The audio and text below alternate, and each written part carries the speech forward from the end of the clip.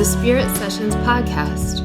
I'm your guide, Katie Silcox, bringing you your weekly self-love soundbite. Join us, where I'll help you find your true spiritual home, where every single aspect of you is holy ground, holy ground, holy ground, holy ground.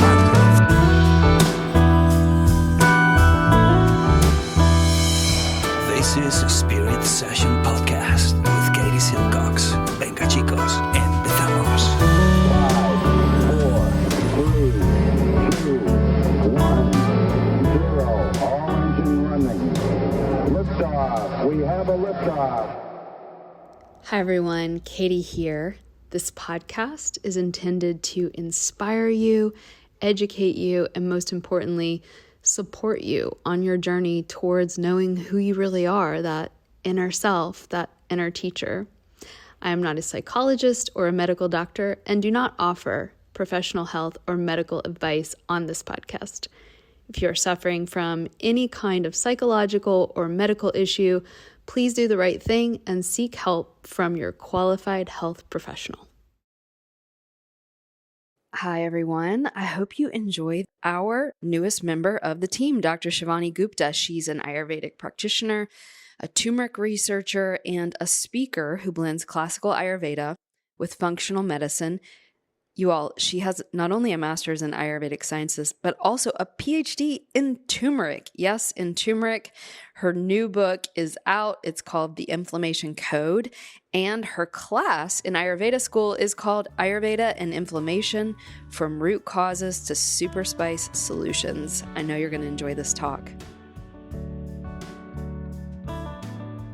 Hi, everyone. So I have a very special episode in store for you. I am doing a co-interview with Katie Silcox.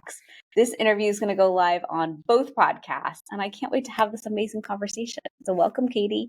Hello. So excited to be here with my Ayurveda sister. So Katie, I got to meet you at a conference this year. I had heard about you. I had heard about your school. And I was like, who is this chick? Like, what is she about? Is Shakti School spiritual? Is it Ayurvedic? Is it like, what is it? And so I'd love for you to kick us off with what Shakti School is, what it's about, so people can understand it. I love hearing you say Shakti with the perfect pronunciation. First of all, thank you so much for having me. And I've been looking forward to talking to you for a long time. And I discovered this word when I was living in India, and Shakti literally means power. Yeah. And so everyone has it, men have it, women have it, but it is that feminine form energy that is prana, right? The life force that lights up all of our heartbeat, our blood flowing through our veins, our thoughts. Like I always think about a frog, like ribbit. It's the thing that makes the frog ribbit. And we don't have to try to do it. It does us. And so Shakti School is a place where we learn how to feel better and have more energy and have more of a connection to that life force in a way that feels in alignment with the soul. And Ayurveda is like the sister science that helps that physical realm do better so we can actually feel that spark that all of us really want to be. Absolutely. And don't you feel like as we age sometimes, it's almost like the spark becomes nebulous. Everyone around me is in their 40s at this moment. And then a lot of women who I love and are dear friends are in their 50s and 60s. And I feel like the biggest question is, why don't I feel the same? And we call it vitality. We call it vibrancy. I want vibrant health. Some people call it their glow. But I really think of it as like, I have an energy and I've always known that energy. And I've always been able to tune in and I can leverage that energy to accomplish everything I want to accomplish. I'm a pitta, so I'm fire, and I just tune into my fire and I can go. And whenever I can't, that causes me to pause and say, okay, where's the imbalance? What's not happening?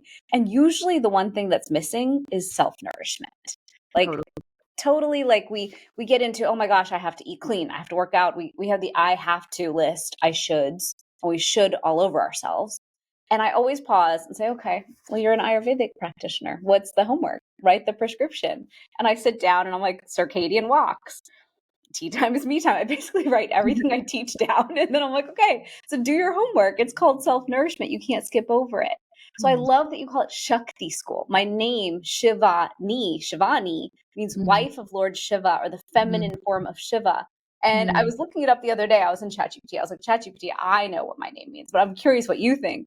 What I've been told is Shivani means strength, power, and energy. It's the traits of Shiva, which is the same as Shakti, or goddess Durga as we think of it. And so it's just so beautiful that you named a whole school that. And then We named it for you. Thank you. Yeah. I'll take it. As you're talking, I'm like jealous. I have name envy because I'm like, so Shivani is the activated form of Shiva. Like Shiva alone is just chilling on the mountain, like meditating on his oneness. Shivani is like, he's down, he's off the mountain, he's in the world. And, knowing you, that is your superpower. And I think the 40s and 50s are really hard. And Ayurveda calls it basically the shit sandwich of life, stress. Like you've got the fire of your aging parents on one side. Your cells are not replicating like they used to. You are having more of a consciousness around death. And you have kids and pets and jobs and babies. And you wrote a book, like that stress sandwich creates a pressure cooker that saps our energy. And I think you and I are both fire princesses, and I'm in the same boat. Like I can't get it up anymore the way I used to be able to for drive and ambition. Like I remember my Ayurveda mentor would say, you have a lot of pitta, and when you are asked to slow down, it's going to feel like a death to your ego. Correct. So how do we A, keep our life going, but B, find those moments of nourishment? And what I'm curious about your thoughts around this, because this is where the nuance of rest comes into play.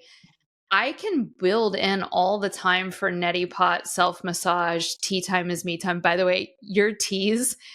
So I told Dr. Shivani, my whole house, this is not metaphorical, my actual human being home burned down to the ground, half of it gone. And everything inside of it is gonesies. And I wrote, this is not a lie, Shivani's not paying me anything. I wrote Kirsten, my staff, and I go, I need the turmeric from Dr. Shivani and all the teas. And she went and used our affiliate code and she bought me all your products because they have become a part of my sanity. Literally, it's like the first email I wrote was, I need the turmeric because of that inflammation. My point with all of this is we can build in all of these Ayurvedic things, but if the quality of our mind is still in any form self-punishing or harsh or critical, it doesn't even work. I know. So how are you dealing with like your inner world while you're doing these outer world self-care? Profound question. So I wrote this book, The Inflammation Code, and books are quite an act of love. It is way harder than I imagined. So last summer I sat and wrote it. That was like a lot to energetically put all the love and wisdom and knowledge of 20 years into a work of art. And it's so scientific. So you're sitting through a lot of research and science. And then I wrote it, I handed it to Hay House, and I was like, okay, it's yours. It's awesome. Let me know. And they were like, it's great. And of course, if you work with a publisher, there's actually a lot more steps than you realize. And I just know that for the last year, I've been in anguish about this thing I did because all those voices came in. You're not that smart. You're not that capable. You're just one Ayurveda girl. You know, your Ayurvedic mentors of like, who've done this for 50 years know better than you. Like all those voices came in and I have had to Who are you to do this? Who are you to do this? Everyone's going to hate it. Everyone's going to think you're dumb. Like all the voices came in and I have had to sit myself down and say, look, it was an act of love. The universe gave it to you. It's from the universe. It's not even from you. So take your egotistical self out of this equation completely and get over it. You are in this moment gifted this, and your job is to share it. But I wrote a chapter in this book. Of course, when you're writing, the creative process is open. And so I renamed the doshas elemental design because I was like, if I keep using all of these Indian Sanskrit words, everyone's going to think I'm just weird and they're not going to absorb. So I was like, well, I love human design. And really, I'm trying to teach you to live your entire life on your elements. The words elemental design came into my mind in the shower where all my genius ideas come in. And I was like, okay, that's it. And then later I was taking a shower and I was like, God, I just need a word for like the fact that if I stress out the whole time on the whole ride through life, doesn't matter how much cool Ayurveda shit I do to myself. I'm still going to have, oops, we got fireworks here. I'm still going to end up inflamed, still going to end up sick. I'm going to end up depleted. Like you're doing the homework, but you're still running the car in this really bad way. And so that's when the phrase mental inflammation came in because the whole book is the inflammation code. So of course I'm going to teach you physical inflammation and all those things. But what Ayurveda really said was our goal is body, mind, and spirit alignment. And we can do all the physical and we can do all the personal self-help stuff. I love that stuff. I can learn how to emotionally manage myself better always. But if I allow the consciousness, the stressors, my parents' generation, my teen generation under me, and life, because life in this moment, it's hard. Post-pandemic life is harder than pre-pandemic life. It is. Then all of a sudden, those stressors will be causing the mental inflammation that will cause the physical inflammation. So like you said, a lot of my awareness in the last year is, yes, all the Ayurveda homework matters. It works. It's beautiful. But I really use it as like I relish each thing with love and I put more reverence into it so I get more joy out of it because I need that peace more than ever. Like I need the peace I get from it even more than I need the thing itself sometimes. That's how I think of it now. Thank you. Thank you. I love all of these new ways of it's reminding me, obviously you're Indian and that lineage runs through you. And I always say, yeah, but reincarnation. So I'm probably very Indian as well. Correct. This whole thing is so universal. Yeah. And anyone I find like you, like in my life, I've met so many people of different races, different groups, different everything, skin colors. Yeah. Who are so Indian. And I'm Super like, Indian. you were obviously Indian in a past. Like people who come to my house, they just want to eat Indian food all the time. I'm like, when we met, I was laughing because it was like I was so deep into like the philosophical, mystical part of it. And you were a little bit more that like medical brain. And it was super cool to like merge our hearts around it. But going back to what you're saying, I feel like you have the authority as an Indian woman to rename the doshas. And I love the names. And like mental inflammation is that pitta in the mind. And so one of the things that like I created a whole Ayurveda school. You have to have a huge ego to do that. And you have to have a lot of fire to do that. Yes, you do. So that's the beauty of our fire, right? But here's the shadow side of that I'm really in the work of now that God decided to literally burn down my house. And I'll tell you, there are way worse things that can happen to a person. And so I'm not poor meing, but in that lesson, the deeper lesson that I'm in currently, because I'm still in it, when you have a tragedy like that, it takes a while. But the lesson that is starting to emerge from that is that despite having created a whole Ayurveda school, there is a part of me, not the full part, but a tiny part that still believes that I am a problem to be fixed and a project to be solved. And I need to be something better. And it's not to say we don't want to, of course, do good things for ourselves and eat right and be better in a certain sort of fundamental level. But on a deeper level than that, if we are approaching anything we do, including our self-improvement, from any place of harshness, the outcome will be more pitta. Right. It's so subtle. But am I approaching this because I secretly want to be different? I secretly want to be better, prettier, smarter, more lovable, a better wife, a better girlfriend. Like, yes, of course. That's a level, my teacher calls it, of violence against ourselves. And there's such a fear in us pitta types that if we take off that harshness, and some of it's really bad, and some of it's just subtle. Sure. If we take the gas off that, we'll be lazy people that lay on the couch and eat donuts and don't write books and don't start schools and, die covered in cats, right? And it's like, so we have to like convince ourselves that, look, you can actually get more done and be more impactful in the world if you aren't having your pedal pushed to harshness. Oh my gosh. I love that you said that. I'm definitely one of those people, you just defined me basically. And I have my foot slammed all the way down on the accelerator like a jerk, like as if you're on the freeway. Why am I exhausted? Exactly. I'm like absolutely full throttle. I actually did that the other day. I drove to St. Petersburg. On the way back, I was almost late for a speaking engagement. I was on an express lane, so no one else was on it. I went 130 miles an hour. Oh my God. I've never driven that fast. I was like, I have no choice. I can't believe you drove 130. I did. I actually love to speed, but I prefer to do it on express lanes where I can't harm another human. I'm like in a track, like at my own racetrack. But I went full throttle. And I have found that when you do a book launch, unfortunately, you are in a very crunch timeline. You're saying, okay, it's 3 months pre-launch, go. And my team and I are putting me on 200 podcasts. That's our target goal. And it literally makes my eye twitch because is that like 2 a day? No, it's 3 days a week of 5 a day. That's how I'm doing it. It's 15 a week. So every Tuesday, Wednesday, Thursday, I get here and I'm like, okay, protein shake. Oh okay, my God. You are going to be the most podcasted human in the world. I probably will be. And here's the thing. It's so imbalancing to your pitta that the repercussion of it is in your off time, almost like an athlete, you have to downshift so hard.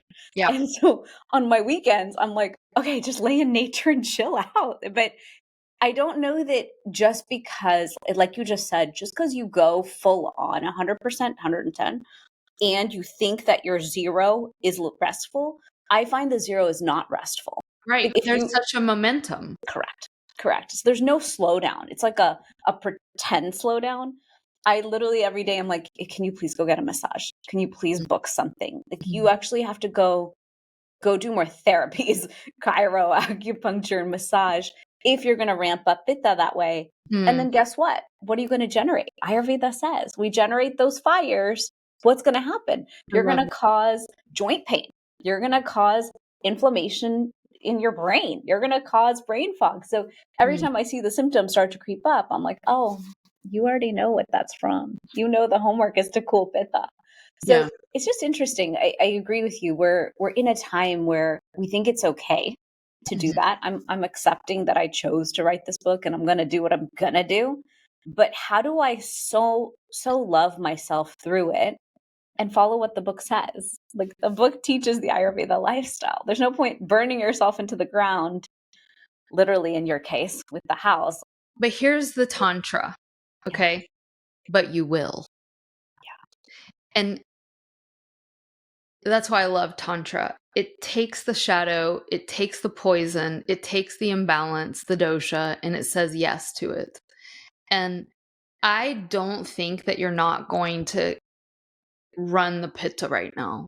And so there's a tantric method whereby you are actually opening to the fire. And when my house burned down, my tantra teacher, and by the way, I didn't want to do this, but she's like, I know it seems counterintuitive, but I actually want you to meditate on the ash.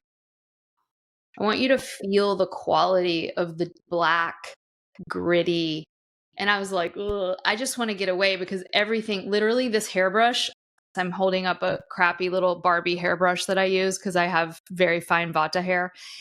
This thing, I had to clean the ashes out of it to use it.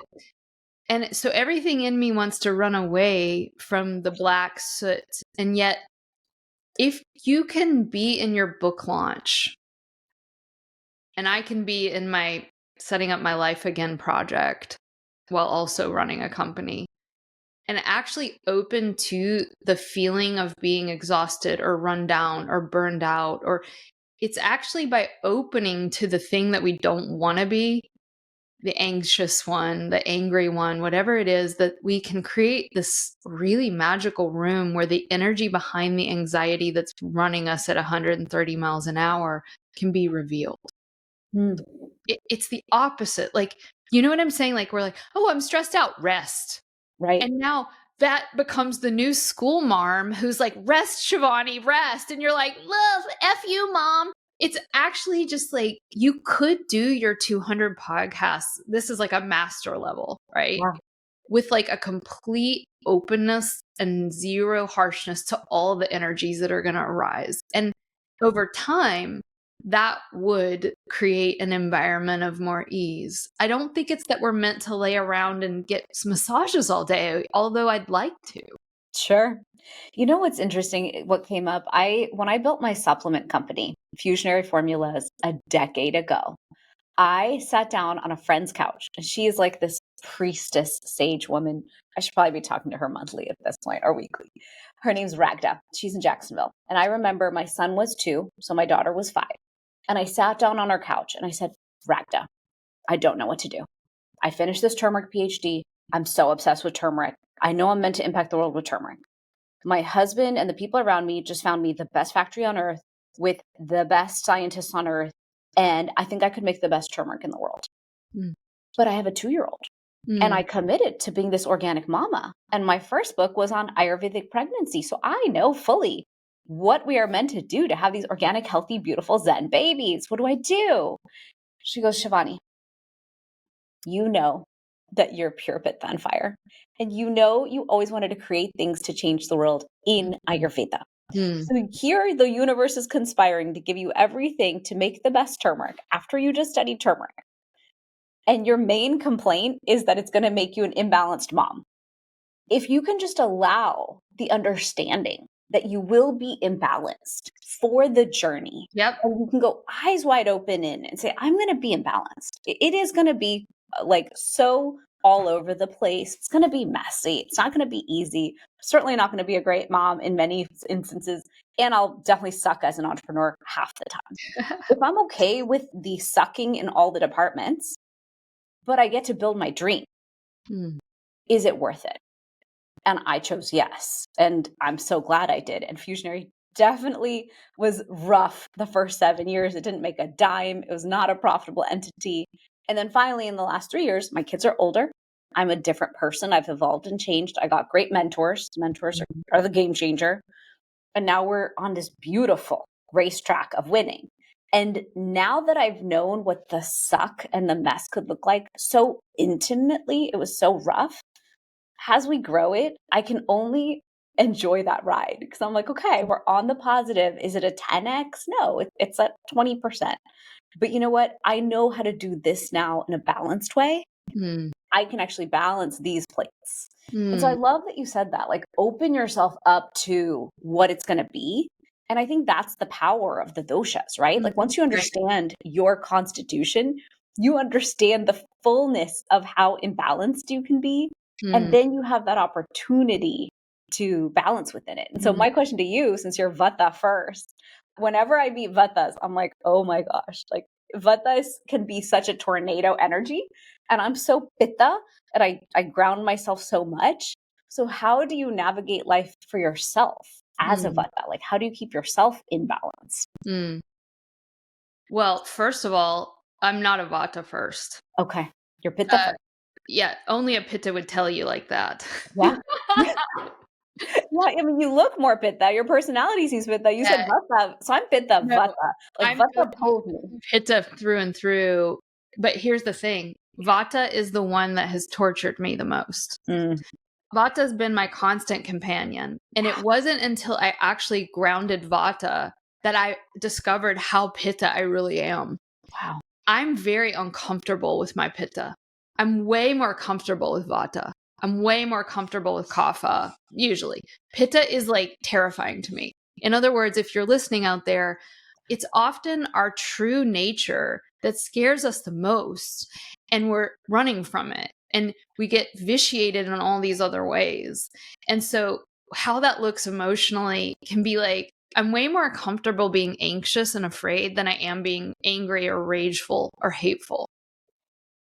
But whenever you start to do this practice, you start to realize that a lot of the layers of what we present to the world are the exact opposite of what our dosha actually is at birth. Right.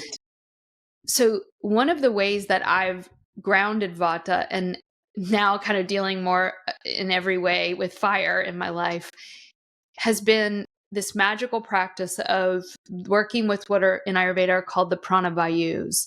And vayu means wind and prana means life energy. And that sounds kind of mystical, but basically it rides on the principle that where you pour your attention, energy goes. Yep.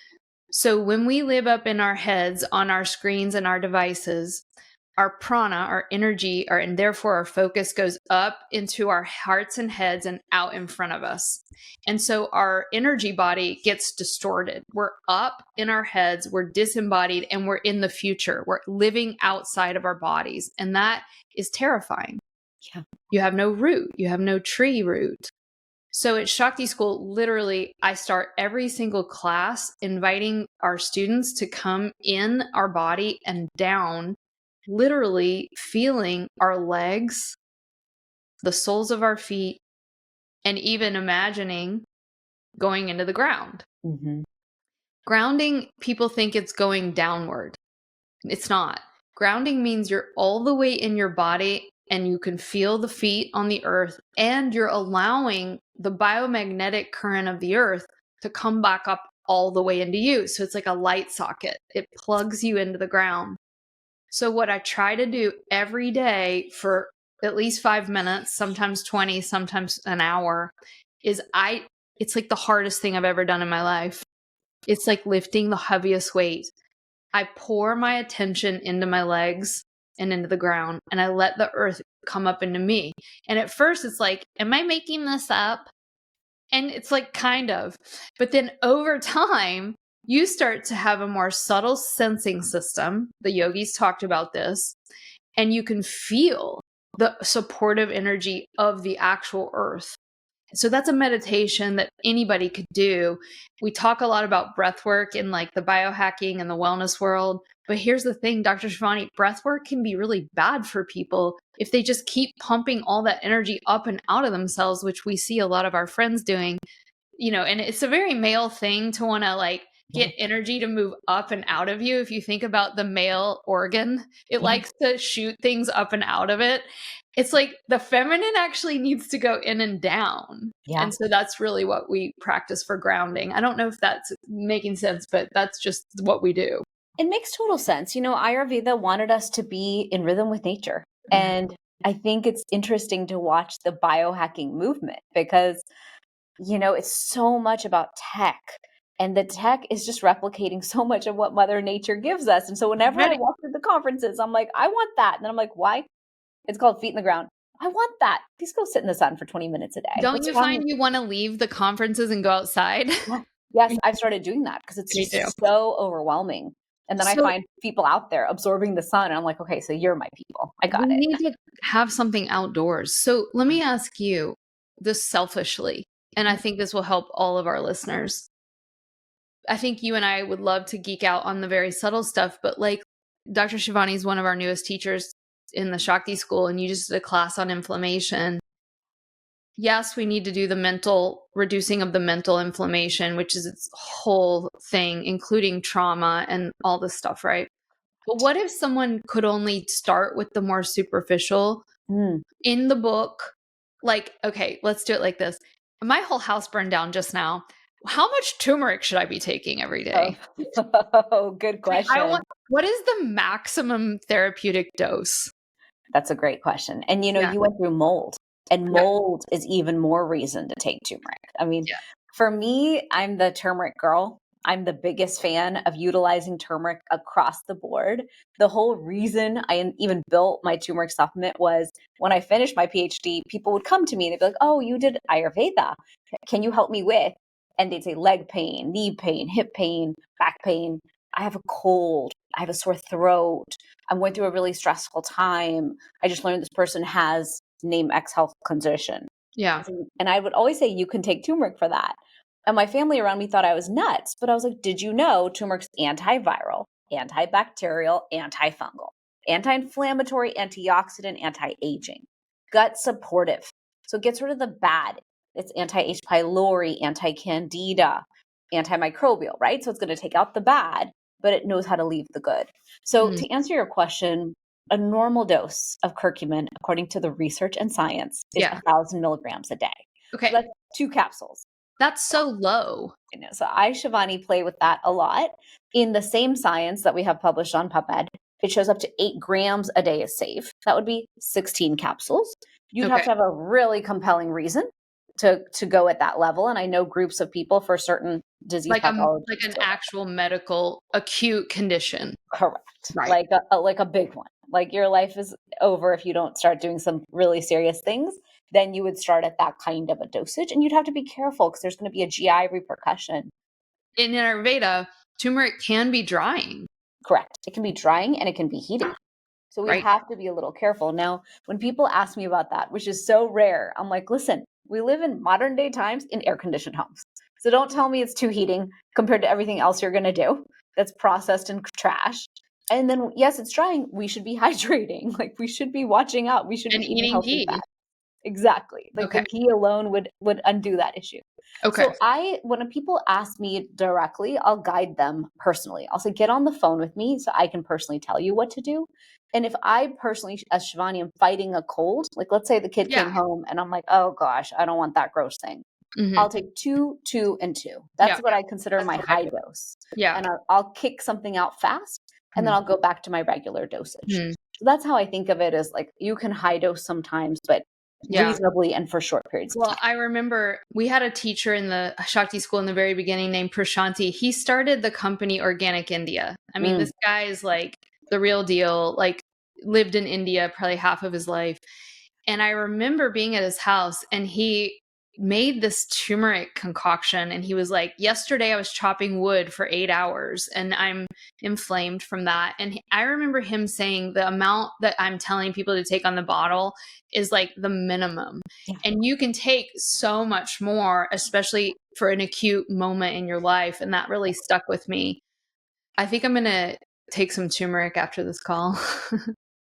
Well, anytime you're dealing with mold, I'm having a year of mold in my life. And actually, a company's coming today to just rip out another section of the house because I just want the project done. Yeah.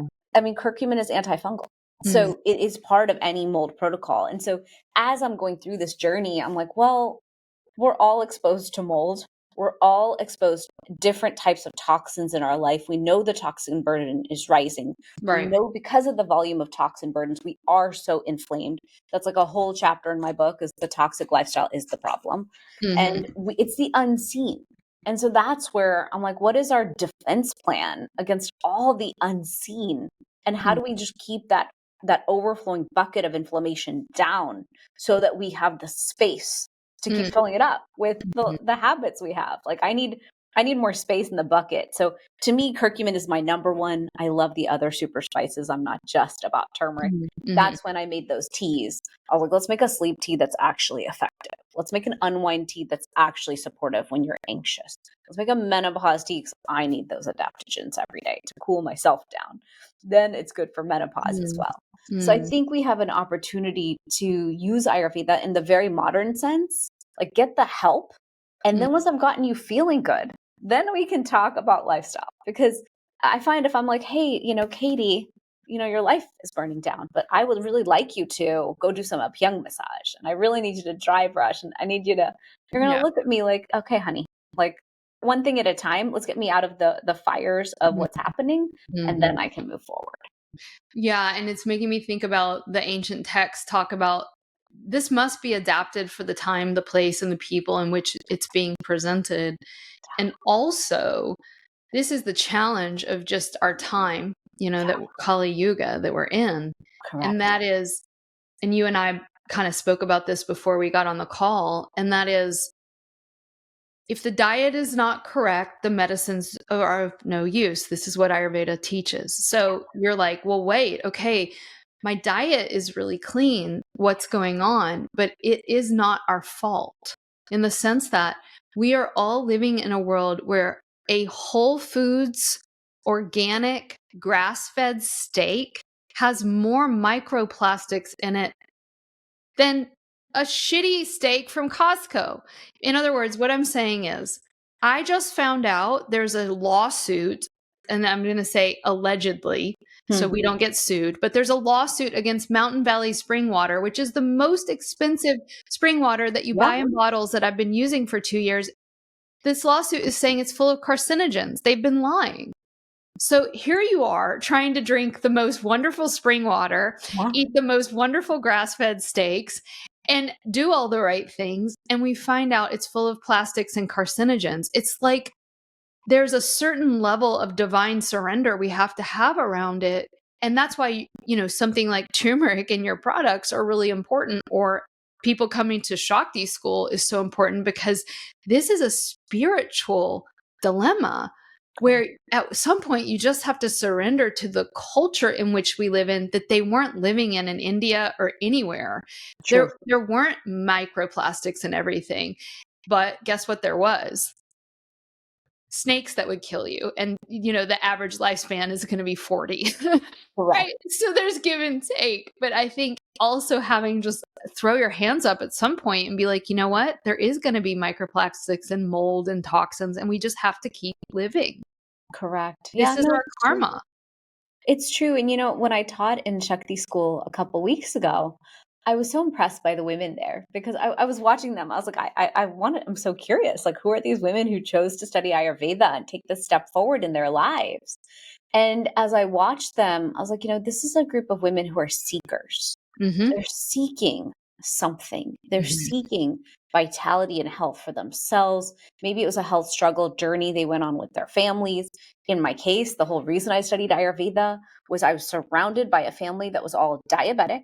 And the last quarter of life was heart attack, stroke, leg amputation, cancer, quadruple bypass. And I was like, wow, that's what the last quarter looks like.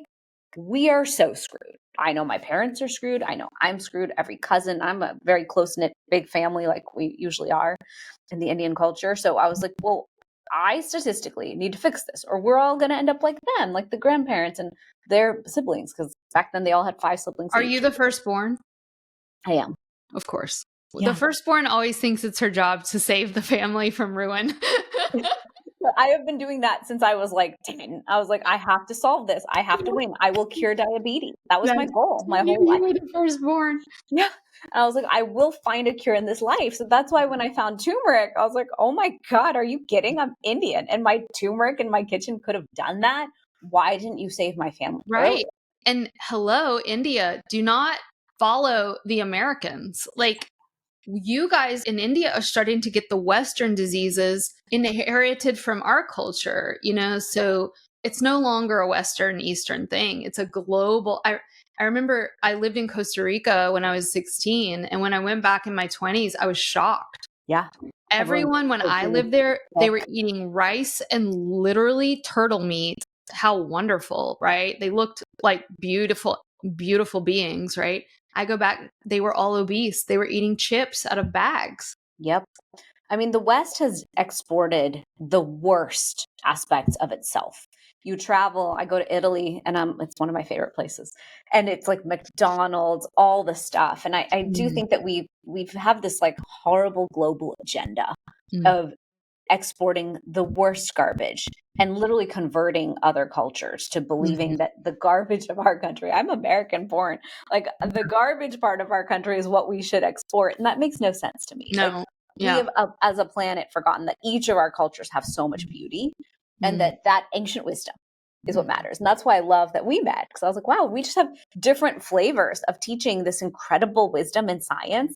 And why have I not like hugged and met every single human who's here in America who teaches Ayurveda? Because we each have pulled in the wisdom in our own way, and we're teaching it in our own way. I'm very like turmeric first, spices first, and then I'm lifestyle after. I love that. And then when I went to Shakti School, I'm like, wow, you guys are all about the nourishment and the wholeness. And I love that piece of Ayurveda. I need that piece. And I thought, oh gosh, these must be all people who are going to practice Ayurveda. But I felt like it's kind of like when you do a yoga certification. I did my yoga certification in 2020. I didn't do it to be a yoga teacher. I actually did it for me. For you. Yeah. And it changed my yoga practice completely. Yoga to me is so blissful now in a different way completely than it was pre-certification. And then I felt the same way about Shakti School. Like my endorsement for you as Shakti School is, it felt like a school of self-nourishment, self-knowledge, and self-evolution that every woman needs, because we're living in a time where we're actually kind of pulled apart. We're pulled into 100 different thought processes and energies, and we have forgotten how to bring ourselves back into wholeness. And so to put yourself in community around women who are seeking the natural remedies, the Ayurvedic wisdoms, and how to bring back their own Shakti, their own power, that's the thing we need the most. Thank you. Wow. Well, we are so honored to have found you and invited you to be one of our new senior teachers at the Shakti School. And I think you just wrote our tagline for our next marketing season. Thank you. You're welcome. Yeah, I'm really glad that we found each other in this life.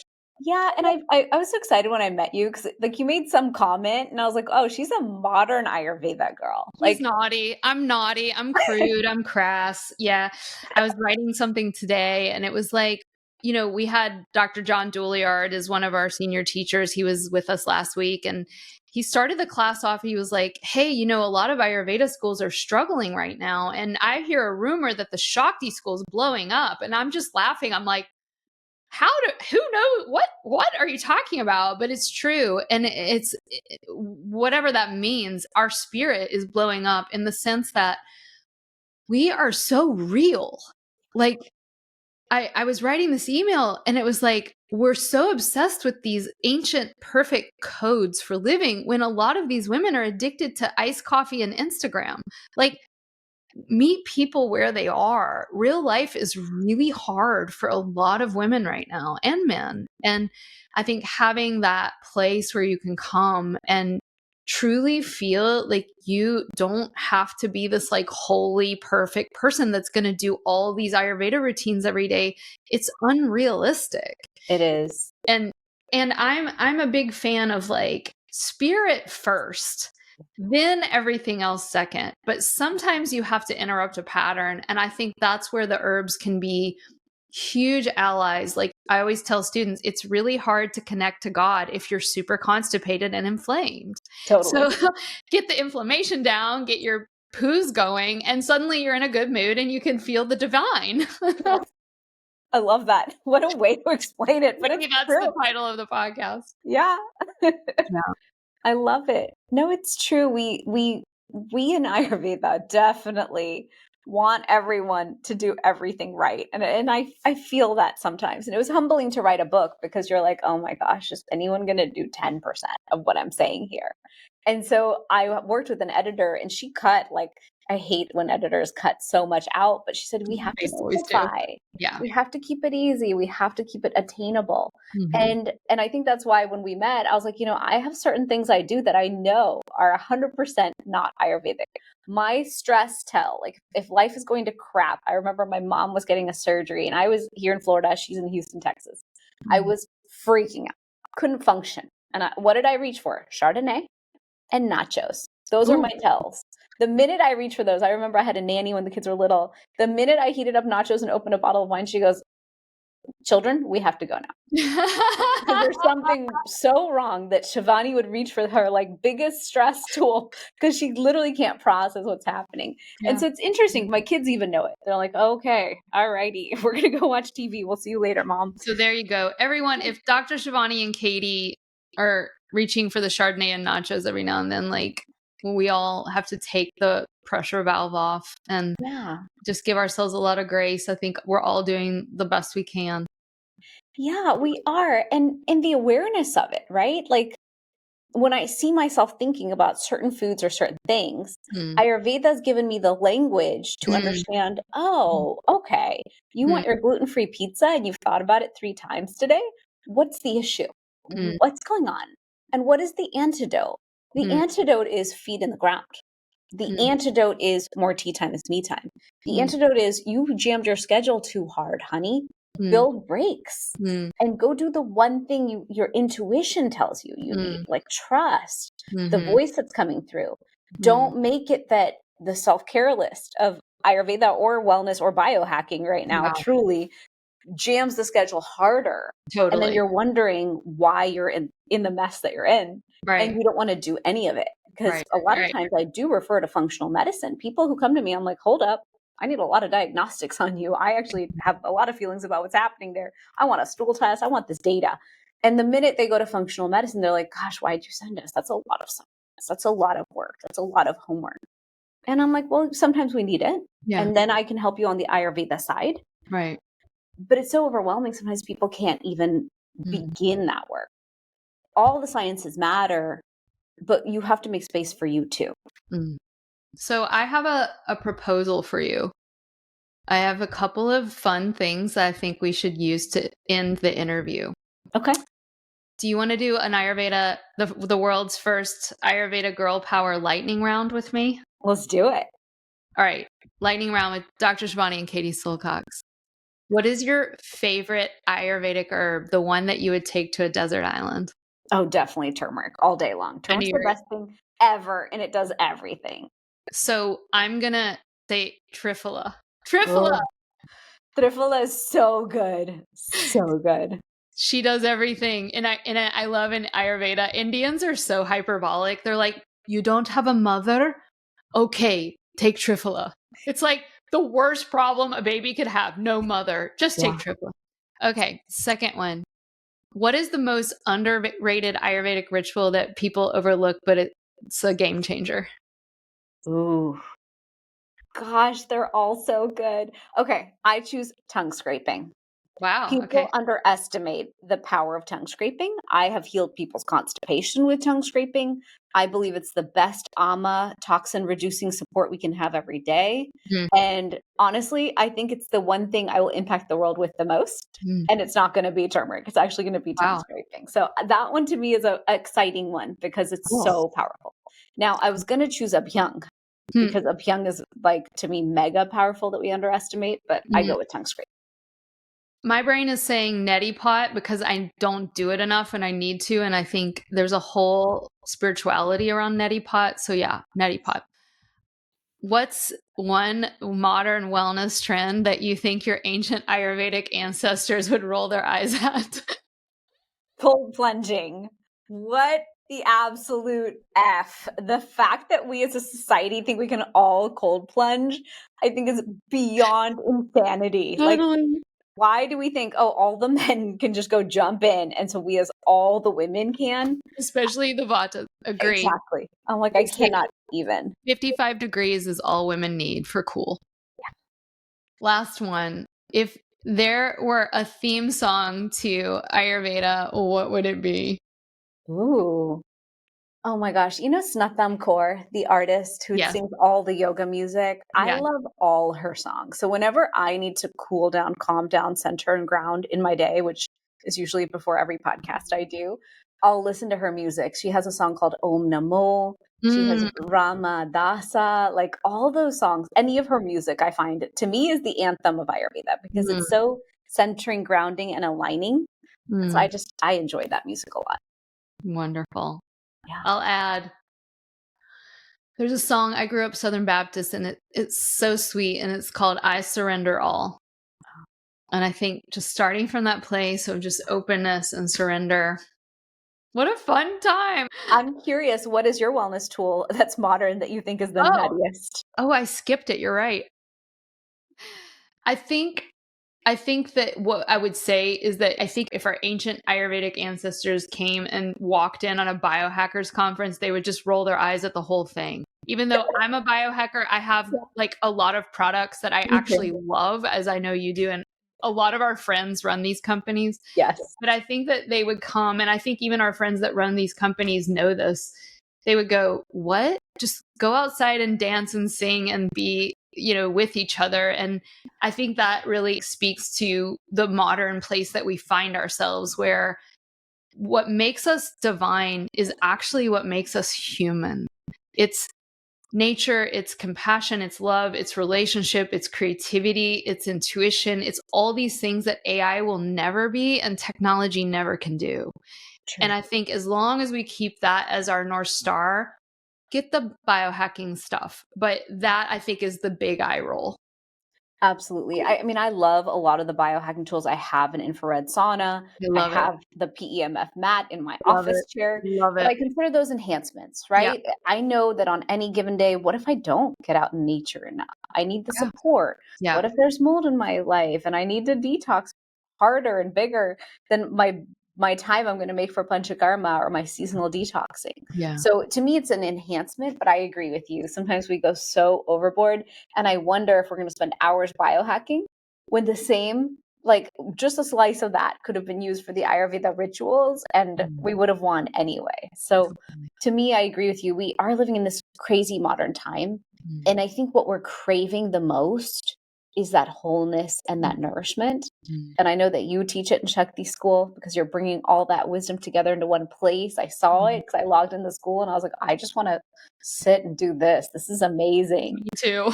And then I do it with the super spices. I just bring the spices forward into tea, into supplements, into a way that you can feel and use. And I'm a big fan of that ritual of tea to ground us and get us present. To me, tea is everything.